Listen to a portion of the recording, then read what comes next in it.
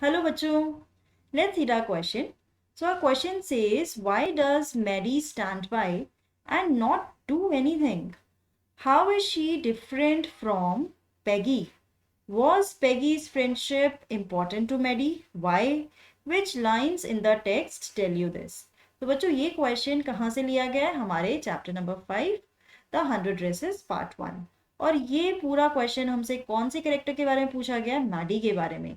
तो बच्चे मैडी के बारे में क्या पूछा गया कि जो मैडी है वो कुछ क्यों नहीं करती है, जबकि वो सब कुछ रियलाइज करती है कि पैगी जो भी वोंडा के साथ कर रही है, उससे जो बार बार उसके कपड़ों के बारे में पूछती है कि how many dresses does she has, तो इन इन सब चीज़ों को लेकर मैडी कुछ करती क्यों नहीं है? Why does she stand by and not do anything?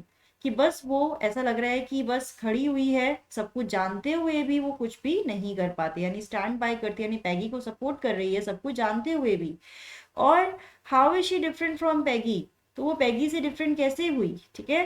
And पैगी की फ्रेंडशिप मैडी के लिए कितनी इंपॉर्टेंट है, या इंपॉर्टेंट है या भी नहीं है, तो इसके लिए हमें रीजन देना है। तो चलिए बच्चे समझते हैं अपना answer. Maddie stands by and still doesn't do anything about Peggy's bullying Wanda because Peggy is her best friend, क्योंकि पैगी बच्चों मैडी की सबसे पक्की दोस्त है, उसकी बेस्ट फ्रेंड है। और अपने बेस्ट फ्रेंड के अगेंस्ट जाने के लिए आपको बहुत करेज चाहिए, राइट? स्पेशली पैगी क्या है, काफी पॉपुलर भी है स्कूल में। सो देखिए यहाँ पे क्या लिखा है, she doesn't have enough courage to stop her. उसमें इतनी हिम्मत ही नहीं होती है कि वो पैगी के अगेंस्ट जाए या पैगी को रोकने की कोशिश करे। Beside she is also afraid that. इसके अलावा एक और रीजन था, उसकी दोस्त तो थी, लेकिन इसके अलावा एक और रीजन क्या था कि वो डरती थी that Peggy might start on हर, कि शायद पैगी उसको ही टारगेट ना कर ले। ठीक है।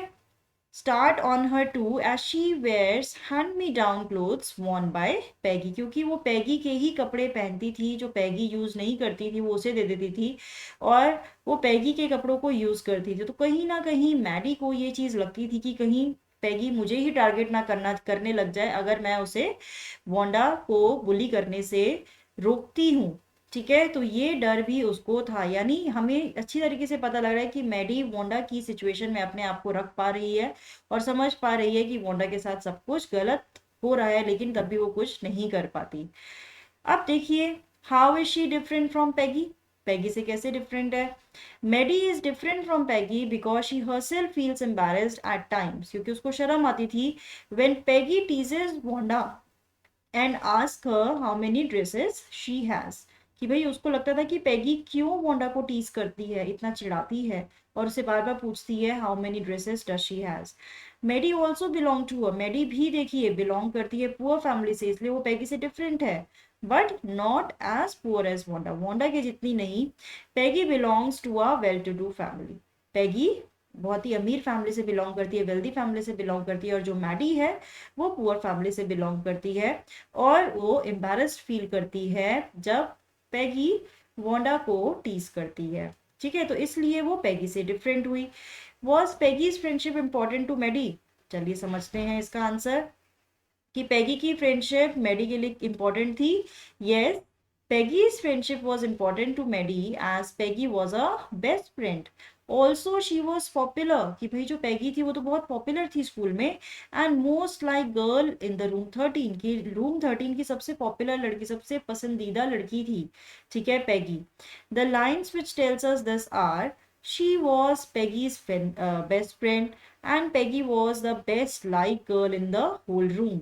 Peggy could not do anything that was really wrong, she thought. यानी कि वो सोचती थी कि जब इस लड़की को सब लोग ही पसंद करते हैं, मेरी फ्रेंड को, तो वो गलत कैसे हो सकती है, राइट? तो इससे हमें पता लगता है कि पैगी की फ्रेंडशिप मैडी के लिए काफ़ी इंपॉर्टेंट थी, क्योंकि वो पॉपुलर थी, उसकी बेस्ट फ्रेंड थी।